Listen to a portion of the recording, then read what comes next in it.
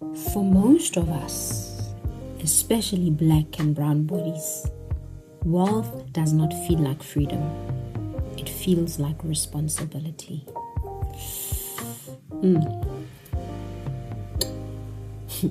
Sanbonani, Dumelang, Togozani, sending your love because love is the highest and I mean highest vibration. Welcome to another episode of the Soulcast, and if you're new here, I'm Dr. Matsepo Gaspa Maziboko, a highly sought after spiritual consultant in womb and gut wellness, energy alignment, and soul-led wealth strategy, helping women escape being sacrificed at the altar of masculine success so they can live their wildest dreams in a calm, easeful and pleasurable way. Sawubona, welcome. And just a gentle reminder, we are hosting a wellness and mindfulness experience on the 1st of February 2026 at the Walter Sisulu Botanical Gardens.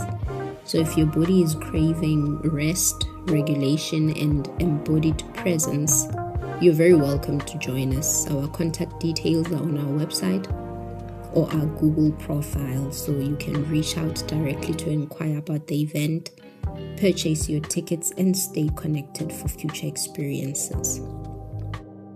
Now, in the previous episode of the Soulcast, we had asked a simple question in our WhatsApp channel. And if you don't know this, all of our podcast episodes are inspired by the collective field, by the polls and reflections shared in our WhatsApp community. So the question was, when you imagine having more money than your family, what comes up in your body? And the biggest response by far was the pressure to provide. It was not excitement, not neutrality, not pleasure, but pressure. And this is where it gets interesting, because that means for many of us, wealth does not live in the body as expansion. Instead, it lives as responsibility, as obligation, as something we must carry. So today's episode is not about guilt. It's not about fixing anything. It's about noticing what moves in our bodies when wealth enters the picture. Because there are invisible contracts we sign with money that no one ever talks about. Contracts like, if I have more, I must carry more. If I succeed, I must save everyone. If I rise, I must not outgrow. If I have, I must compensate. And these contracts are not logical, they're somatic. They live in this nervous system. They're not written in words, they're written in our sensations. In the tight chest, in the heavy shoulders, in the collapsed belly, in the guilt where pleasure could live. So for many people, wealth doesn't feel like safety. It feels like weight.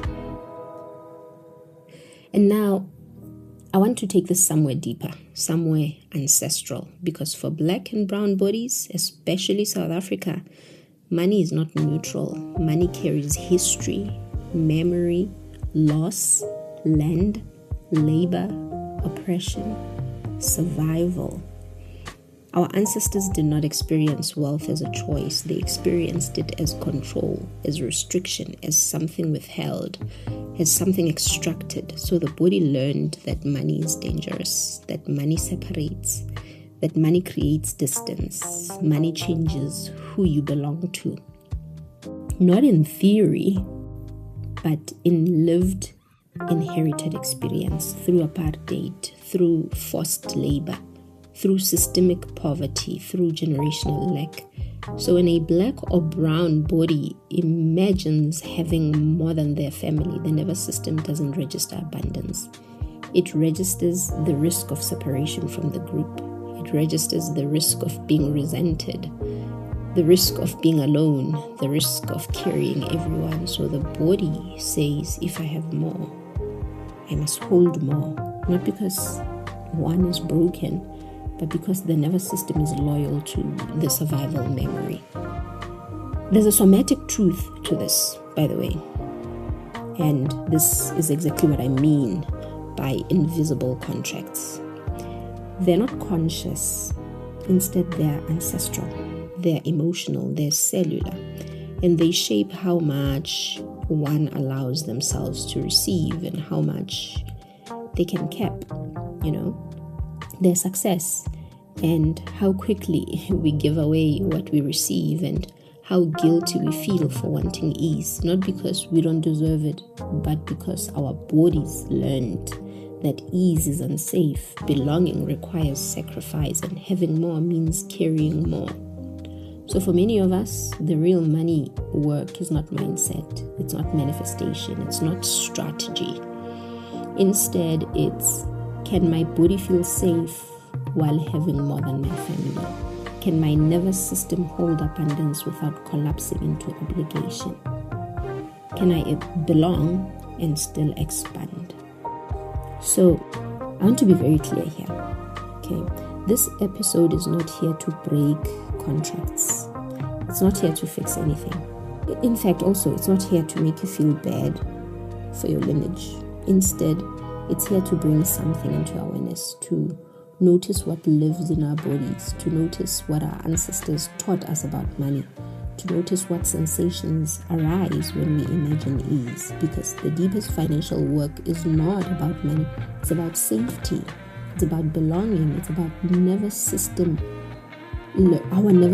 is learning a new story, not one where wealth equals isolation or where abundance equals burden, but one where having more does not mean disappearing yourself.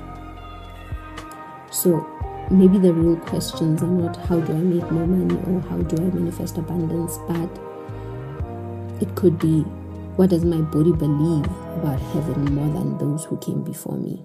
What contracts did I inherit without ever consenting, and what would it feel like to receive without collapsing into responsibility?